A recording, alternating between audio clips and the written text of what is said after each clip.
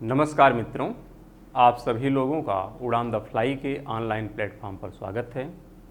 हम सुरेश धर दुबे आप लोगों के साथ ज्योग्राफी सब्जेक्ट पर डिस्कशन कर रहे हैं। चैनल को सब्सक्राइब और लाइक करने के लिए आप सभी लोगों का धन्यवाद। हम लोग भारत की मैपिंग पर अध्ययन कर रहे हैं, जिसमें इंडियन ड्रेनेज सिस्टम का कंप्लीट अध्ययन किया है। सेकेंड पार्ट में हम लोग जो भारत की पर्वतीय संरचनाएँ हैं इसका अध्ययन कर रहे हैं। इसके भी पहले पार्ट में हम लोग हिमालय का डिटेल में अध्ययन किए हैं, और जो इसका सेकंड पार्ट है जिसमें हम लोग प्रायद्वीपीय भारत का पठार है उसका अध्ययन कर रहे हैं। और प्रायद्वीपीय भारत के पठार से संबंधित हमने एक वीडियो ऑलरेडी अपलोड कर दिया है, जिसमें हमने प्रायद्वीपीय भारत के पठार का सामान्य परिचय देखा है कि प्रायद्वीपीय पठार की पूर्वी सीमा कौन सी है, प्रायद्वीपीय पठार की पूर्वोत्तर की सीमा कौन सी है, पश्चिमी सीमा कौन सी है, दक्षिणी सीमा कौन है और उत्तरी पश्चिमी सीमा कौन सी है।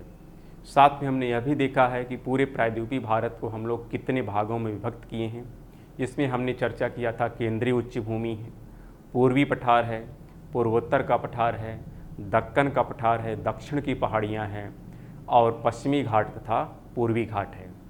साथ में हमने यह भी डिस्कशन किया था कि केंद्रीय उच्च भूमि को पूर्वी पठार से अलग करने वाली प्राकृतिक सीमा को हम लोग बाघेल खंड कहते हैं, तथा पूर्वी पठार और पूर्वोत्तर के पठार को अलग करने वाली संरचना को राजमहल गारो गैप कहते हैं। साथ में हमने ये भी देखा था कि केंद्रीय उच्च भूमि को जो दक्कन का पठार है उससे अलग करने वाली संरचना को कहते हैं सतपुड़ा की पहाड़ी। साथ में हमने केंद्रीय उच्च भूमि पर डिटेल में डिस्कशन किया है, जिसमें हमने यह देखा था कि केंद्रीय उच्च भूमि में मुख्य रूप से 5 पार्ट हैं।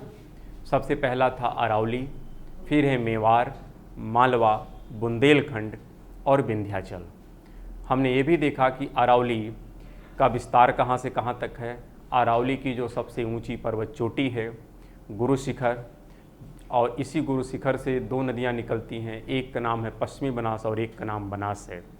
पश्चिमी बनास जो है वह लूनी की सहायक है, जबकि बनास चंबल की सहायक है। साथ में हमने यह भी देखा था कि अरावली से एक नदी निकलती है लूनी, जिसकी 3 सहायक नदियां हैं बांदी, सुकरी और जवाई।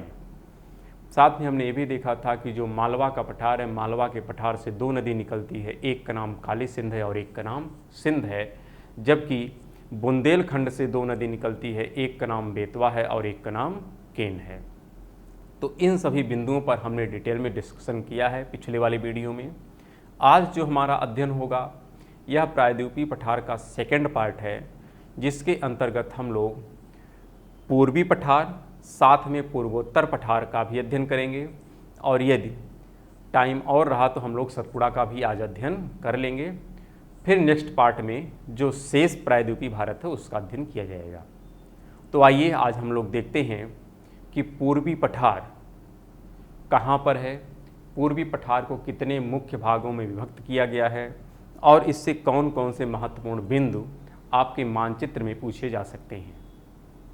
तो सबसे पहले देख लेते हैं कि जो पूर्वी पठार है, यह पूर्वी पठार और केंद्रीय उच्च भूमि को अलग करने वाली जो प्राकृतिक सीमा है उसका नाम है बाघेल खंड। आपको हमने कल चर्चा किया था कि यहाँ पर जो पार्ट है, यह पार्ट कौन है, यही है केंद्रीय उच्च भूमि, और यहाँ पर है बाघेल खंड। क्या है, बाघेल खंड है। और इसके इधर आप देखेंगे तो यहाँ पर है पूर्वी पठार। कौन है, पूर्वी पठार। तो यहाँ पर आप देख रहे हैं कि केंद्रीय उच्च भूमि और पूर्वी के पठार को अलग करने वाली संरचना का क्या नाम है, बाघेल खंड। तो आज हम इसी पूर्वी पठार के बारे में सबसे पहले चर्चा करेंगे। इस पूर्वी पठार को मुख्य रूप से 3 भागों में विभक्त करके पढ़ा जाता है। इसका जो एक प्रकार से उत्तरी और पूर्वी सेक्शन है, कौन सा सेक्शन, इसका उत्तर और पूर्व वाला जो सेक्शन है इसको हम लोग कहते हैं छोटा नागपुर का पठार। क्या कहते हैं, छोटा नागपुर का पठार। इसका जो मध्य वाला भाग है, कौन सा, यह मध्य वाला जो भाग है इसको हम लोग कहते हैं महानदी बेसिन, या इसी का नाम है छत्तीसगढ़ बेसिन। साथ में इसी पूर्वी पठार का जो तीसरा भाग है जो इस नीचे की तरफ है, इसको हम लोग कहते हैं दंडकारण्य का पठार। यानी पूर्वी पठार में मुख्य रूप से 3 प्राकृतिक संरचनाएं हैं। सबसे पहली प्राकृतिक संरचना है छोटा नागपुर, उसके बाद दूसरी प्राकृतिक संरचना है छत्तीसगढ़ या महानदी बेसिन। महानदी बेसिन यानी यहीं से महानदी गुजरती है। और तीसरी जो संरचना है उसका नाम है दंडकारण्य का पठार। तो इतना तो स्पष्ट हो गया होगा कि केंद्रीय उच्च भूमि और पूर्वी पठार के बीच में कौन सी प्राकृतिक संरचना है, उसका नाम है बाघेलखंड। कहाँ पर पाई जाती है? मध्य प्रदेश और यूपी के सीमा पर है। पूर्वी पठार कहाँ पर है? तो पूर्वी पठार का ज़्यादातर विस्तार आप देख रहे हैं वेस्ट बंगाल है, झारखंड है, बिहार है, उड़ीसा है, छत्तीसगढ़ है। तो इन सब राज्यों में इसका विस्तार पाया जाता है। कुछ सेक्शन इसका आंध्र प्रदेश में भी पाया जाएगा। और इस पूर्वी पठार में कितनी प्राकृतिक संरचनाएं हैं? मुख्य रूप से 3। सबसे पहली कौन है? छोटा नागपुर का पठार। दूसरी कौन सी है? महानदी या छत्तीसगढ़ बेसिन। तीसरा कौन सा है? दंडकारण्य का पठार। अब इसी छोटा नागपुर का पठार जो यहाँ पर आप देख रहे हैं, जिसका विस्तार उत्तर और पूर्व में है इस पूर्वी पठार के, जिसमें ज़्यादातर हिस्सा झारखंड, वेस्ट बंगाल और बिहार का आता है, यहीं पर है छोटा नागपुर का पठार। और इस छोटा नागपुर के पठार में भी 3 संरचनाएं हैं। कितनी प्राकृतिक संरचनाएं छोटा नागपुर में? 3 प्राकृतिक संरचनाएं हैं। उन तीनों प्राकृतिक संरचनाओं का नाम अगर हम देखें तो उसमें सबसे पहला है राजमहल की पहाड़ी, दूसरा है हजारीबाग और तीसरा है तो वहाँ पर है रांची का पठार। क्या है? रांची का पठार। तो छोटा नागपुर के पठार की 3 प्राकृतिक संरचनाएं हैं। सबसे पहले प्राकृतिक संरचना जो उसका नाम क्या है? राजमहल की पहाड़ी। दूसरा क्या है? हजारीबाग। और इसी हजारीबाग के साथ एक और मिल जाता है जिसका नाम है कोडरमा का पठार। और तीसरी संरचना है जिसका नाम है रांची का पठार। तो हम ऐसे कह सकते हैं कि जो पूर्वी पठार है, कौन सा पठार है? पूर्वी पठार है। इस पूर्वी पठार की कितनी संरचनाएं हैं? 3 हैं। एक नाम है छोटा नागपुर। क्या है? छोटा नागपुर। दूसरा कौन है? महानदी बेसिन है। और तीसरा कौन है? दंडकारण्य का पठार है, यानी दंडकारण्य का प्लेटू है। और इस छोटा नागपुर में कितनी संरचनाएं हैं? 3 संरचना है। सबसे पहली जो संरचना या सबसे जो उत्तर और पश्चिम वाली है, यानी ये जो छोटा नागपुर आप देख रहे हैं, इस छोटा नागपुर का जो ए वाला सेक्शन इधर वाला, इसी सेक्शन को हम लोग कहते हैं राजमहल की पहाड़ी। क्या नाम देते हैं? राजमहल की पहाड़ी। तो राजमहल की पहाड़ी हो गई। इसके बाद जो इसकी दूसरी संरचना है, अगर उसकी बात करें तो वह इस तरफ आता है, जिसमें बिहार का सेक्शन आ जाता है और झारखंड का आ जाता है। इसको हम लोग कहते हैं हजारीबाग। क्या कहते हैं? हजारीबाग। तो दूसरी जो संरचना है उसका नाम है हजारीबाग। और इसी छोटा नागपुर की जो तीसरी संरचना है वह इस नीचे की तरफ है। ध्यान रखिएगा कहाँ पर है? नीचे की तरफ है। उसका नाम है रांची का पठार। क्या नाम है? रांची का पठार। तो इस प्रकार छोटा नागपुर के कितने पार्ट हो गए? 3 पार्ट हो गए। वैसे पूर्वी पठार के मुख्य कितने पार्ट हैं? 3। कौन कौन से? छोटा नागपुर है, महानदी बेसिन है और दंडकारण्य का पठार है। छोटा नागपुर पुनः 3 भागों में विभक्त है। सबसे पहले है राजमहल की पहाड़ी, दूसरा है हजारीबाग और तीसरा है रांची का पठार। अब यह जो राजमहल की पहाड़ी है, इसी राजमहल की पहाड़ी पर एक ज्वालामुखी संरचना पाई जाती है जिसका नाम है दालमा हिल। क्या नाम है? यह डालमा हिल रहेगा, ध्यान रखिएगा। इसका ये डा है। क्या है? डा है। तो यह है डालमा हिल। और ये कहाँ पर है? तो ध्यान रखिएगा, यह वेस्ट बंगाल में है। ये पूरी राजमहल की पहाड़ी आप एटलस में देखिएगा तो ज़्यादातर इसका सेक्शन कहाँ पर है? वेस्ट बंगाल में है। लेकिन कुछ सेक्शन इसका आपको बिहार में भी मिलेगा और झारखंड में भी मिलेगा। लेकिन इस राजमहल की पहाड़ी पर एक हिल है जिसका नाम है डालमा हिल। और यह डालमा हिल कैसे है? मृत ज्वालामुखी पर्वत है। यानी भारत की सबसे प्राचीनतम अगर ज्वालामुखी पर्वत संरचना का नाम अगर आपसे पूछा जाता है तो उसका नाम क्या है? डालमा हिल है। और ये कहाँ पर है? तो यह वेस्ट बंगाल में है। और किसका पार्ट है? राजमहल की पहाड़ी का पार्ट है। राजमहल की पहाड़ी किसका पार्ट है? छोटा नागपुर का पठार है। जबकि छोटा नागपुर किसका भाग है? तो पूर्वी पठार का यह भाग कहलाता है। दूसरा है कि जो हजारीबाग है, यानी यहाँ पर तो हो गया छोटा नागपुर। इस छोटा नागपुर का ए वाली संरचना, इसका नाम है राजमहल, और यहाँ पर जो संरचना इसका नाम है हजारीबाग। साथ में एक और है हजारीबाग के साथ, उसका नाम है कोडरमा का पठार। तो दो है, हजारीबाग और कोडरमा का पठार, ये दो संरचनाएं हैं इसके सेकंड पार्ट में। और इस हजारीबाग की जो सबसे ऊंची पर्वत संरचना है, हजारीबाग का एक पठार है, साथ में कोडरमा का भी एक पठार है, और इसका ज़्यादातर हिस्सा कहाँ पर मिलेगा? बिहार में और झारखंड में। तो यहाँ पर एक सबसे ऊंची पर्वत संरचना है हजारीबाग की, जिसका नाम है पारसनाथ। क्या नाम है? पारसनाथ। और पारसनाथ मुख्यतः कहाँ पर है, किस राज्य में है? तो झारखंड में है। ध्यान रखिएगा, यह पारसनाथ की जो पहाड़ी है, यह पारसनाथ की पहाड़ी हजारीबाग की सबसे ऊंची पर्वत संरचना है, जो किस राज्य में स्थित है? झारखंड में स्थित है।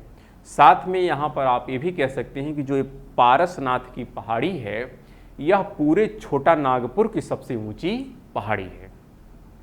अगर आपसे पूछा जाए छोटा नागपुर की सबसे ऊंची पर्वत चोटी कौन सी है, तो उसका नाम है पारसनाथ, जो कहाँ पर है? तो हजारीबाग के पठार पर स्थित है। और हजारीबाग का पठार किसका पार्ट है? तो छोटा नागपुर का पार्ट है। और छोटा नागपुर किसका पार्ट है? तो पूर्वी पठार का यह भाग है। साथ में इस छोटा नागपुर की जो तीसरी संरचना है, सबसे पहली कौन सी हो गई? राजमहल। दूसरी कौन सी हो गई? हजारीबाग। और इसी की सबसे ऊंची कौन है? पारसनाथ की पहाड़ी है, जो कहाँ पर है? झारखंड में है। इस छोटा नागपुर का जो तीसरा पार्ट है, उसका नाम है रांची का पठार। क्या नाम है? रांची का पठार है। तो यह ध्यान रखिएगा, तीसरी संरचना है रांची का पठार। और रांची का पठार काफ़ी ज़्यादा चर्चा में रहेगा। हम लोग जब नदी वाला सेक्शन देख रहे थे, तो वहाँ पर हमने कहा था दामोदर थी, सुवर्ण रेखा नदी है, और भी जैसे मयूराक्षी नदी है, अजय है, हुगली है। ये सब नदियों का जो स्रोत है उत्पत्ति का, वो कहाँ पर है? इसी रांची के पठार से इनकी उत्पत्ति हुई है। वैसे छोटा नागपुर वाले सेक्शन से ही यहाँ पर कई नदियाँ निकली हैं। ये देख रहे हैं छोटा नागपुर, तो इसी छोटा नागपुर से कई नदियाँ निकलती हैं, जो किस में जाकर के मिलती हैं? जिसका नाम है हुगली। किसमें? हुगली में जाकर के मिलती हैं। उसी में है मयूराक्षी है, अजय है, दामोदर है, हल्दिया है। और साथ में नीचे आते हैं तो यहाँ पर एक नदी जिसका नाम है सुवर्ण रेखा है। तो इन सब की उत्पत्ति कहाँ से हुई है? इसी छोटा नागपुर के पठार से। और अगर उसमें भी पूछा जाए कहाँ से, तो उसका नाम है रांची के पठार से। यानी इसी रांची के पठार से आप देखेंगे दामोदर भी निकली है, इसी रांची के पठार से सुवर्ण रेखा भी निकली है, इसी रांची के पठार से मयूराक्षी भी नदियाँ निकली हैं। तो बहुत सारी नदियाँ हैं जो कहाँ से निकली हैं? रांची के पठार से, या यूँ कहें कि छोटा नागपुर के पठार से इनकी उत्पत्ति हुई है। तो रांची का पठार इस छोटा नागपुर का तीसरी संरचना है, जिसका ज़्यादातर सेक्शन कहाँ पर है? झारखंड में है। कुछ पार्ट इसका बिहार में भी आएगा।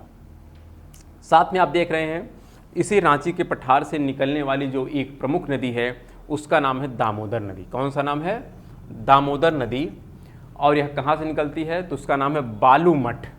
यह बालूमठ जो है रांची के पठार पर ही है। कहाँ पर है? रांची के पठार के बालूमठ से कौन सी नदी निकलती है? दामोदर। हम नदी वाले सेक्शन में इसको डिटेल में डिस्कशन किए हैं, तो वहाँ पर जाके आप इसको देख सकते हैं। लेकिन फिर भी यहाँ पर आपका रिवीजन हो रहा है कि जो दामोदर नदी है, यह रांची के पठार के कहाँ से निकलती है? बालूमठ से निकलती है। और साथ में आप देख रहे हैं कि यह क्या करती है? रांची के पठार और हजारीबाग, जो दो प्राकृतिक संरचनाएं हैं, एक का नाम रांची का पठार और एक का नाम हजारीबाग, इन दोनों को अलग करने का काम कौन करती है? यह दामोदर नदी करती है। यानी दामोदर नदी प्राकृतिक सीमा बनाती है रांची के पठार और हजारीबाग के मध्य में। और कहाँ से निकलती है? बालूमठ से। और ये बालूमठ कहाँ है? रांची के पठार पर ही है। और रांची का पठार किसका भाग है? तो छोटा नागपुर का है। और छोटा नागपुर किसका भाग है? तो पूर्वी पठार का यह भाग कहलाता है। साथ में आप देख रहे हैं कि यहीं रांची के पठार से एक और नदी निकलती है जिसका नाम है सुवर्णरेखा नदी। कौन सी नदी है? सुवर्णरेखा नदी है। और यह सुवर्णरेखा नदी भी रांची के पठार के दक्षिणी भाग से निकलती है, यानी रांची का पठार थोड़ा बड़ा है, तो रांची के पठार का एक सेक्शन जो दक्षिण में है, यहीं से जो नदी निकलती है उसका नाम क्या है? सुवर्णरेखा है। और सुवर्णरेखा नदी पर ही एक जलप्रपात है जिसका नाम है हुंडरू या मुंडरू जलप्रपात। क्या नाम है? हुंडरू या मुंडरू जलप्रपात। किस नदी पर है?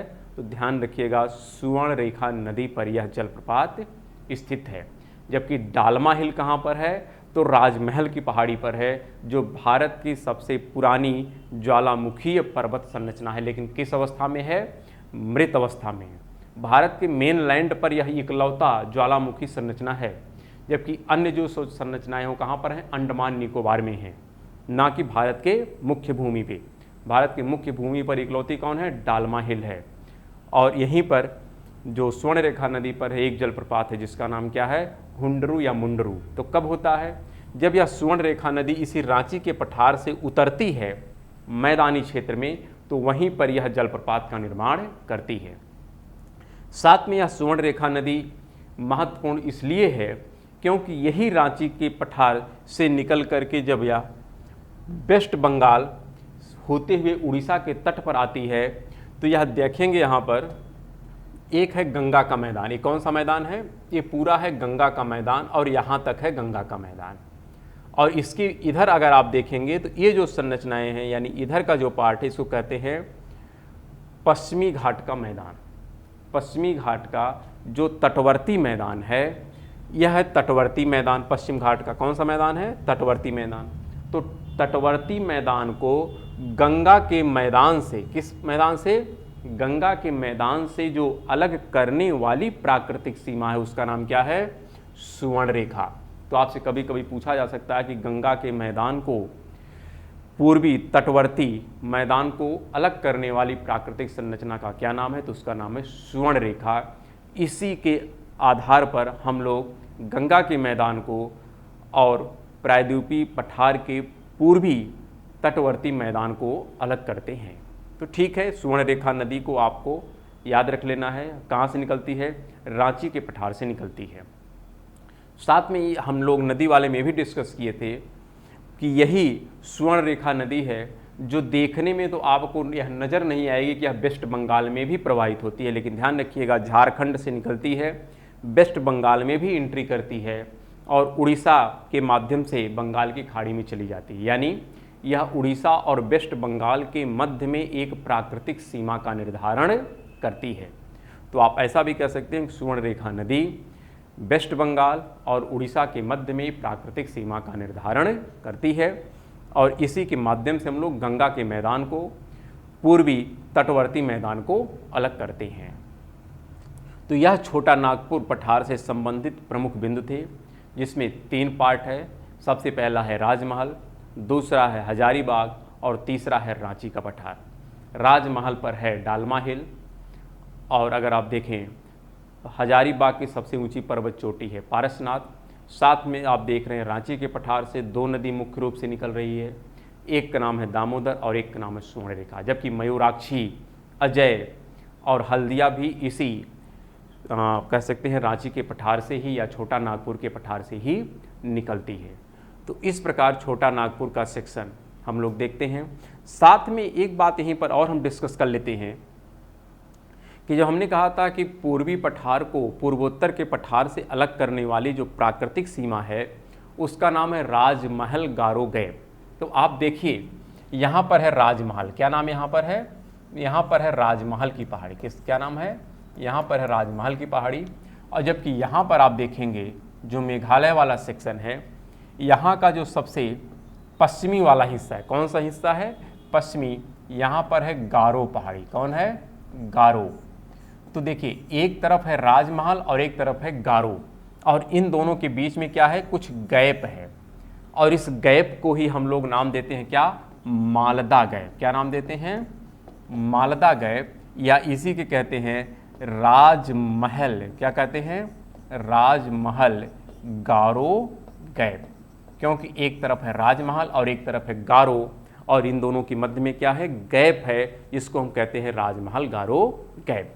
और यह इसलिए गैप हो गया है क्योंकि जब प्लेट टेक्टोनिक की घटना घटी तो उस समय यह अरावली वाला सेक्शन जब ऊपर उठा और साथ में यहाँ पर अराकानियोमा वाला या 90 डिग्री ईस्ट वाला सेक्शन जब ऊपर उठा तो बीच में यहाँ पर काफ़ी ज़्यादा अवसाद का जमा हुआ गंगा और ब्रह्मपुत्र नदी के द्वारा, इसलिए यह सेक्शन क्या हो गया, नीचे की तरफ दबता चला गया। जबकि यह किसका पार्ट था, पठार का ही पूरा सेक्शन था, लेकिन वर्तमान में इसके ऊपर काफ़ी ज़्यादा मात्रा में अवसाद जम गया है, इसलिए यहाँ पर एक गैप सा नज़र आता है। तो एक तरफ है राजमहल, एक तरफ है गारो, इसलिए पूर्वी पठार को पूर्वोत्तर पठार से अलग करने वाली जो प्राकृतिक सीमा है उसका नाम है राजमहल गारो गैप, या इसी को कहते हैं मालदा गैप। तो शायद आपको छोटा नागपुर में कोई असुविधा नहीं होगी समझने में। साथ में अब देख लेते हैं कि इस पूर्वी पठार में दो सेक्शन और है, एक का नाम है महानदी बेसिन और एक का नाम है दंडकांडिया का पठार। तो उस पर देख लेते हैं क्या पॉइंट है। तो यहाँ पर हम बात कर रहे हैं, देखिए छोटा नागपुर तो ठीक है, लेकिन इसके बाद जो महानदी बेसिन है, महानदी बेसिन में कुछ खास है नहीं। बस हम इतना चर्चा कर लेते हैं यहाँ पर कि जो महानदी है इसकी वर्जिन कहाँ से होती है, तो इसकी वर्जिन होती है अमरकंटक की पहाड़ी से। किससे होती है, अमरकंटक की पहाड़ी से। तो अमरकंटक की पहाड़ी अब स्पष्ट हो जाएगी जब हम लोग पढ़ेंगे सतपुड़ा की पहाड़ी, क्योंकि सतपुड़ा की पहाड़ी का ही एक पार्ट है अमरकंटक, और उसी अमरकंटक से एक नदी निकलती जिसका नाम क्या है, महानदी। और इस महानदी का ज़्यादातर विस्तार किस राज्य में हुआ है, छत्तीसगढ़ में हुआ है। इसलिए इसी नदी बेसिन, यानी इस पूर्वी पठार में एक हो गया छोटा नागपुर, एक हो गया महानदी और एक हो गया दंडकांडिया। तो ये महानदी है, ये छोटा नागपुर, और नीचे कौन है, दंडकांडिया है। तो इसी आधार पर बस इसको कहते हैं महानदी बेसिन, या इसी को कहते हैं छत्तीसगढ़ बेसिन। और यह नदी निकलती कहाँ से है, अमरकंटक से निकलती है। तो इसके बारे में हम लोग डिटेल में अध्ययन किए हैं, यहाँ पर ज़्यादा अध्ययन कुछ हमें करना नहीं है। बस ये समझ लेना है कि यह जो छत्तीसगढ़ या महानदी बेसिन है यह किसका पार्ट है, पूर्वी पठार के पार्ट में यह आता है।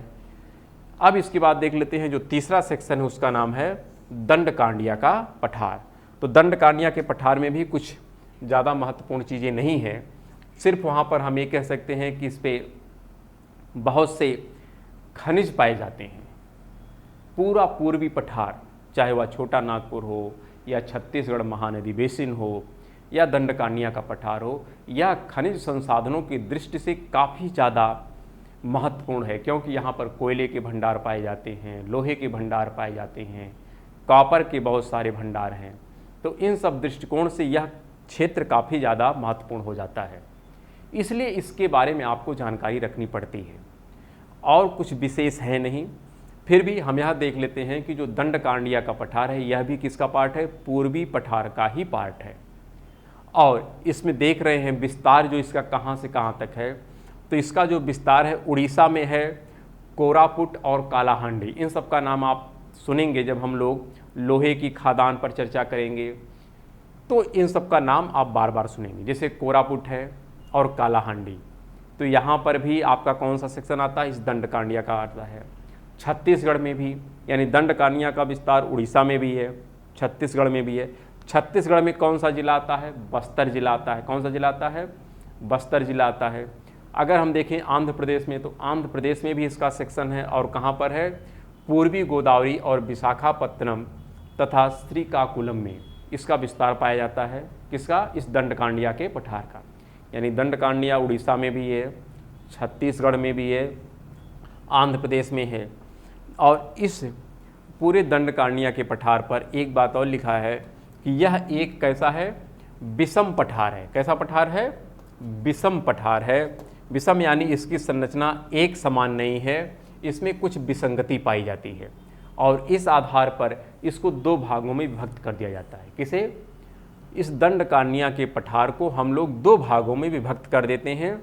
एक भाग है जिसको कहते हैं दंडकांडिया उच्च भूमि। क्या कहते हैं, दंडकांडिया की उच्च भूमि। और इसमें कौन सा सेक्शन आता है, यानी यही बस्तर का पठार आता है। किसका पठार आता है? बस्तर का पठार आता है। और दूसरा जो सेक्शन होता है उसमें है दंडकारनिया का घाट। क्या है? दंडकारनिया का घाट। और ये दंडकारनिया का घाट में कौन सा सेक्शन आता है? कालाहांडी। कालाहांडी किसका है? उड़ीसा का है। तो यहाँ पर आप देख सकते हैं ये जो दंडकारनिया वाला सेक्शन है, इस दंडकारनिया का पहले चीज़ तो विस्तारित समझिएगा कि उड़ीसा में है, फिर इधर देख रहे हैं छत्तीसगढ़ में है, और इधर कहाँ पर है? आंध्र प्रदेश में है। और इसी को दो भाग में बांट दिया जाता है। कितने भाग में बांट दिया जाता है? दो भाग में बांट दिया जाता है। किसको? इस दंडकारनिया के पठार को। इसका जो आप देख रहे हैं कि उत्तर और पश्चिम वाला सेक्शन है, ये कैसा है? उच्च है। कैसा है? उच्च है। उसका नाम दिया जाता है दंडकारनिया का उच्च भूमि। और यहाँ पर कौन सा है? बस्तर जिला है छत्तीसगढ़ का। किसका है? छत्तीसगढ़ का वो पार्ट आता है बस्तर। और साथ में जो इसका देख रहे हैं आप, एक प्रकार से पूर्वी वाला सेक्शन है, पूर्वी और दक्षिणी सेक्शन है। यहाँ पर जो सेक्शन है उसका नाम है दंडकारनिया का घाट है। जैसे एक तरफ इधर आप देखते हैं तो इधर है पश्चिमी घाट और इधर कौन है? पूर्वी घाट। तो जो दंडकारनिया का दक्षिणी और पूर्वी वाला सेक्शन है, यहाँ पर घाट मिलता है और उसी आधार पर इसका नाम है दंडकारनिया का घाट। यानी दंडकारनिया का दो पार्ट हो गया। एक दंडकारनिया उच्च भूमि जो बस्तर जिला में छत्तीसगढ़ में विस्तृत है, और इसी दंडकारनिया का जो दक्षिण और पूर्व वाला सेक्शन है उसका नाम है दंडकारनिया का घाट। और यह कहाँ पर है? उड़ीसा के कोरापुट में है और कालाहांडी वाले सेक्शन में पाया जाता है। तो इसका विस्तार तो इस प्रकार छोटा नागपुर, फिर कह सकते हैं छत्तीसगढ़ महानदी बेसिन और दंडकारनिया का पठार से संबंधित जो भी कुछ प्रमुख बिंदु थे उस पर हमने डिस्कशन किया है। फिर भी इनसे संबंधित जो भी प्रश्न विगत वर्षों में पूछे गए हैं उनको हम लोग भी डिस्कस करेंगे, लेकिन पूरा प्रायद्वीपीय भारत पढ़ने के बाद। तो ठीक है, अब अगला पार्ट देख लेते हैं। हमने अभी तक डिस्कस किस पर किया है? सबसे पहले हमने डिस्कशन किया था इस केंद्रीय उच्च भूमि का, जिसमें हमने अरावली, मेवाड़, मालवा और बुंदेलखंड का डिस्कशन किया, साथ में विंध्याचल का डिस्कशन किया। फिर यहाँ पे हमने कहा कि एक है बाघेलखंड और यहाँ पर है पूर्वी पठार। पूर्वी पठार में भी सबसे पहला हमने कहा छोटा नागपुर है, दूसरा है छत्तीसगढ़ महानदी बेसिन और तीसरा है दंडकारनिया का पठार। छोटा नागपुर में भी तीन पार्ट है, एक का नाम है राजमहल, एक का नाम है हजारीबाग और एक का नाम है रांची का पठार। साथ में छत्तीसगढ़ महानदी बेसिन है और दंडकारनिया का पठार। तो दंडकारनिया का पठार तीन राज्यों में विस्तृत है, उड़ीसा में, छत्तीसगढ़ में और आंध्र प्रदेश में। और यह दंडकारनिया का पठार इसलिए महत्वपूर्ण होता है क्योंकि यहाँ पर भारत के सबसे ज़्यादा खनिज संसाधन पाए जाते हैं और उसी आधार पर खानों के नाम भी रखे गए हैं। या तो खानों के नाम जिला के आधार पर रख दिए गए हैं या वहाँ की पहाड़ी के आधार पर रख दिए गए हैं। तो यदि आपको इन सभी राज्यों की जिला का नाम या पहाड़ियों के नाम आपको याद हैं तो ज़्यादातर जो खाने आपको मिलेंगी लोहे से संबंधित वह आपको ऑटोमेटिकली याद हो जाएंगी। खैर उसको जब हम लोग पढ़ेंगे तो डिटेल में देखेंगे, लेकिन अभी हमारा जो इसके बाद अगला सेक्शन है वह है पूर्वी पठार, पूर्वोत्तर का पठार। कौन सा पठार है? पूर्वोत्तर का पठार है। तो ये जो पूर्वोत्तर का पठार है, इस पूर्वोत्तर के पठार में हम लोग सिर्फ एक राज्य का अध्ययन करते हैं और वह राज्य कौन सा है? वह राज्य है मेघालय। कौन सा राज्य है? मेघालय। तो पूर्वोत्तर के पठार में हम लोग किसका अध्ययन करेंगे? मेघालय का। हम लोग जब हिमालय पढ़ रहे थे तो वहाँ पर यह डिस्कशन किया था कि जो पूर्वोत्तर के 7 राज्य हैं उसमें मेघालय को छोड़ करके 6 राज्यों में हिमालय की संरचनाएं पाई जाती हैं। मेघालय जो है यह उत्पत्ति और संरचना के दृष्टिकोण से किसका पार्ट है? प्रायद्वीपीय भारत से मैच करता है। इसलिए मेघालय की संरचनाएं किससे मिलती जुलती हैं? प्रायद्वीपीय पठार से मिलती जुलती हैं। तो इसी पूर्वोत्तर के पठार में सिर्फ और सिर्फ हम किसका अध्ययन करेंगे? इस मेघालय का अध्ययन करेंगे। और मेघालय में भी ध्यान रखिएगा कितने पार्ट हैं? सिर्फ 3 हैं। ये देखिए पूरा आपका मेघालय है और इस मेघालय में 3 पार्ट हैं।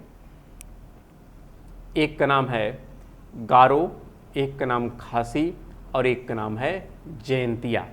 तो गारो, खासी और जयंतिया यहाँ पर 3 पर्वत श्रेणियां हैं जो किसका पार्ट हैं, प्रायद्वीपीय भारत का पार्ट है। अगर आप बात करें गारो, तो इस गारो की जो सबसे ऊंची पर्वत चोटी है उसका नाम है नौकरे। क्या नाम है, नौकरे। तो ध्यान रखिएगा, गारो की सबसे ऊंची पर्वत चोटी जिसका नाम है नौकरे। साथ में अगर आप बात करें खासी और जयंतिया, तो इन दोनों की सम्मिलित रूप से जो सबसे ऊंची पर्वत चोटी है या शिखर है उसका नाम है शिलांग रेंज। क्या नाम है, शिलांग रेंज। तो शिलांग रेंज दोनों की यानी खासी और जयंतिया की अगर पूछा जाए सबसे ऊंची पर्वत चोटी कौन सी है तो उसका नाम है शिलांग रेंज। साथ में इसी शिलांग रेंज पर ही एक जलप्रपात है। क्या है, जलप्रपात है जिसका नाम है एलिफेंट जलप्रपात। क्या नाम है, एलिफेंट जलप्रपात। और यह किससे संबंधित है, इसी शिलांग रेंज से संबंधित है। और साथ में ये भी आप देख रहे हैं कि जो प्रायद्वीपीय भारत के पठार का सबसे पूर्वोत्तर वाला सेक्शन, कौन सा, सबसे पूर्वोत्तर वाली जो सीमा है वह कौन सा है, कार्बी एंगलोंग। तो यहीं पर असम में एक संरचना पाई जाती है जिसका नाम है कार्बी एंगलोंग। और यह कार्बी एंगलोंग जो है प्रायद्वीपीय भारत के पठार का सबसे पूर्वी और उत्तरी सीमा का निर्धारण करती है, जो कहाँ पर है, असम में है। जबकि असम में दो और संरचनाएं पाई जाती हैं, एक का नाम है मिकिर और एक का नाम रेंगमा। जबकि मिकिर और रेंगमा किसका पार्ट है, हिमालय का पार्ट है। जबकि कार्बी एंगलोंग किसका पार्ट है, तो प्रायद्वीपीय भारत के पठार का पार्ट है। तो इसमें आपको शायद कोई असुविधा होनी नहीं चाहिए। साथ में एक बिंदु और है कि जो एक कार्बी एंगलोंग की श्रेणी है इसी पर एक जनजाति पाई जाती है जिसका नाम है तिवा जनजाति। क्या नाम है, तिवा जनजाति, जो कहाँ पर पाई जाती है, कार्बी एंगलोंग पर पाई जाती है। तो इस प्रकार हमने अभी तक प्रायद्वीपीय भारत के पठार से संबंधित दो पार्ट को मुख्य रूप से डिस्कशन किया है। सबसे पहले हमने केंद्रीय उच्च भूमि पर डिटेल में डिस्कशन किया है। इसके बाद हमने पूर्वी पठार पर डिटेल में डिस्कशन किया। साथ में पूर्वोत्तर का जो पठार है इससे संबंधित भी हमने कुछ बिंदुओं पर डिस्कशन किया है। अब हम लोग नेक्स्ट पार्ट में प्रायद्वीपीय भारत का जो सतपुड़ा वाला रेंज है उसका डिस्कशन करेंगे। साथ में हम ये भी देखेंगे कि जो दक्कन का पठार है उसमें कौन कौन से पार्ट हो सकते हैं, उसको हम लोग डिटेल में डिस्कशन करेंगे। तो ठीक है, हम लोग मिलेंगे नेक्स्ट वीडियो में। तब तक के लिए नमस्कार, धन्यवाद।